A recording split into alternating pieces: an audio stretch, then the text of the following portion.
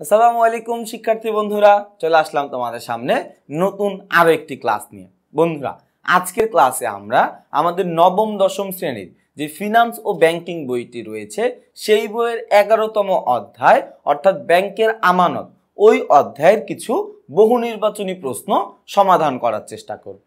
তো বন্ধুরা, বহু নির্বাচনী প্রশ্নগুলো আমরা দেখি।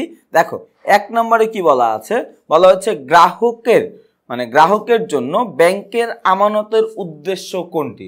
অর্থাৎ একজন গ্রাহক তিনি যে ব্যাংকে টাকা জমা রাখেন, এই ব্যাংকে টাকা জমা রাখার উদ্দেশ্যটা কি তার জন্য, এটা আমাদেরকে জানতে চাওয়া হয়েছে। না, আমাদের গ্রাহকের অনেকগুলো উদ্দেশ্য থাকে এবং আমরা যদি অপশনগুলোর দিকে তাকাই, 1 নম্বরে দেখা দেওয়া আছে ঋণের সুবিধা, ক নম্বরে দেওয়া আছে ঋণের সুবিধা, খ নম্বরে দেওয়া রয়েছে মূলধন গঠন, গ নম্বরে দেওয়া হচ্ছে বিনিয়োগ, ঘ নম্বরে দেওয়া রয়েছে বৈদেশিক বিনিময়। বন্ধুরা, একজন গ্রাহক ব্যাংকে টাকা জমা রাখে বা আমানত রাখে যাতে করে সে পরবর্তী সময়ে ব্যাংক থেকে ঋণ গ্রহণ করতে পারে। অর্থাৎ আমাদের উত্তর হবে 1 ক, ঋণের সুবিধা। এরপরে আমাদের 2 নম্বর প্রশ্নে কি বলা হয়েছে, বলা হচ্ছে বিপদমুক্ত ব্যাংকের বিপদমুক্ত বিনিয়োগের স্থান কোনটি? বন্ধুরা, কোন জায়গায় যদি আমরা টাকা বিনিয়োগ করি ওই টাকাটা আমার বিনিয়োগ বিপদমুক্ত থাকবে, যেই টাকার মধ্যে কোনো বা যেই বিনিয়োগের মধ্যে কোনো ঝুঁকি থাকবে না, সেটাই আমাদের জানতে চাওয়া হয়েছে। দেখো, ব্যবসায় তো হচ্ছে ঝুঁকির আতুর ঘর, ওইখানে তো অনেক ঝুঁকি থাকে। শেয়ার বাজার একই, ওইখানে ঝুঁকি থাকবেই। বেসরকারি প্রতিষ্ঠান, এখানে আমাদেরকে বলে দেয় না কি ধরনের প্রতিষ্ঠান, তো আমরা বেসরকারি প্রতিষ্ঠান এখানেও কিন্তু ঝুঁকি আছে। ঝুঁকি নাই বা বিপদ নাই, সেটা হচ্ছে ব্যাংকের মধ্যে। কথা হইতে পারে যে ভাই কিভাবে ঝুঁকি নাই? দেখো বন্ধুরা, আমরা যদি ব্যাংকে টাকা জমা রাখি, চিন্তা করতে আমাদের কিসের ঝুঁকি আছে ভাই? ব্যাংকে টাকা জমা রাখলে কিন্তু কোনো ঝুঁকি নাই। আমি টাকা জমা রাখতেছি, যদি চলতি হিসাবে টাকা রাখি, টাকা নিয়ে আসবো যখন ইচ্ছা তখন। সঞ্চয় হিসাবে টাকা রাখলে ওই টাইম লেভেল মতো 3 বার বা 2 বার টাকা উত্তোলন করে নিব।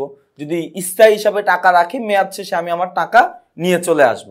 এখন এতে করে যদি ব্যাংকের টাকা চুরিও হয়ে যায়, এতেও কিন্তু আমার কোনো কিছু যায় আসে না, কারণ ব্যাংকের টাকা চুরি হলো ব্যাংক আমার টাকা আমাকে ফেরত দিয়ে দিবে।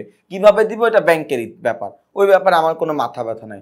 অর্থাৎ আমি যদি ব্যাংকে টাকা বিনিয়োগ করি, এই বিনিয়োগের মধ্যে কিন্তু কি কোনো বিপদ নাই।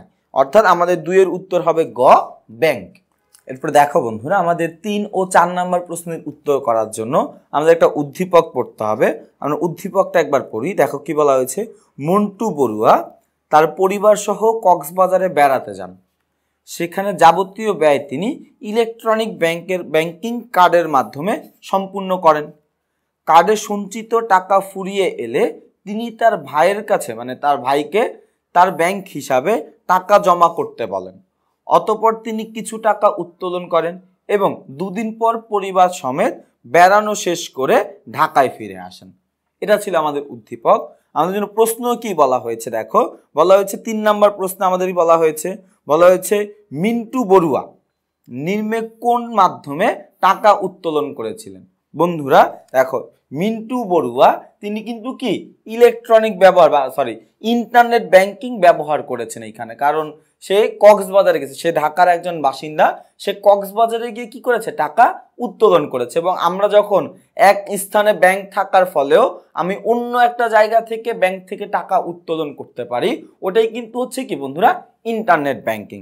অর্থাৎ আমাদের 3 এর উত্তর হবে ঘ, ইন্টারনেট ব্যাংকিং। এরপরে আমরা 4 নম্বর প্রশ্নের দিকে দেখি।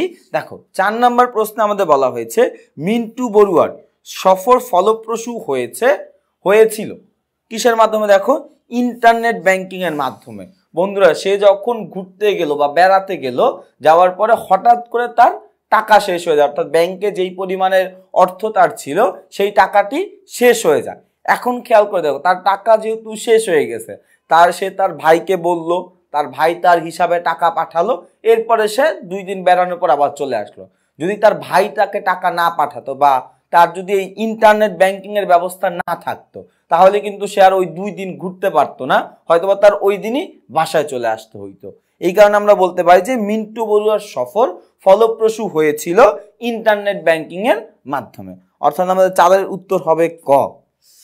দেখো বন্ধুরা, এই ছিল আমাদের ফিনান্স বইয়ের একটি অধ্যায়ের বহু নির্বাচনী প্রশ্নের সমাধান। পরবর্তী ক্লাসে তোমাদের সাথে দেখা হবে নতুন কোনো বিষয় নিয়ে।